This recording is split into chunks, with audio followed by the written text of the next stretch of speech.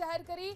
October 2024માં કપાસના પાકમાં મોટું નુકસાન થયું હતું, આ માટે સરકારનું રાહત પેકેજ। ઓક્ટોબર 2024માં 6 જિલ્લામાં કપાસના વાવેતરમાં નુકસાન થયું હતું, જેના માટે હવે સહાય આપવામાં આવશે।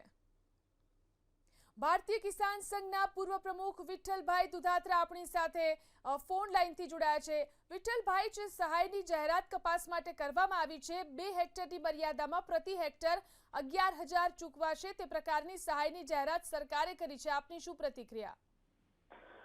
2024માં થયેલું નુકસાન અને એની જાહેરાત સરકારે કરી છે, એ ખરેખર આવકાર્ય તો છે જ, પરંતુ એકાદ વર્ષ લગભગ બહુ લાંબા સમય ત્યાં ખેડૂતો વાટ જોઈ રહ્યા હતા।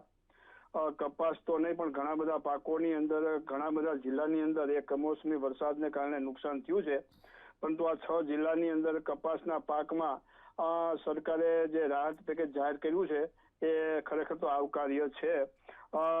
દેર આયા દુરસ્ત આયા, પરંતુ એક ચિંતા એ વાતની છે કે કોઈ પણ ખેડૂત કપાસના પાકના વાવેતરનો ખેડૂત રહી ન જાય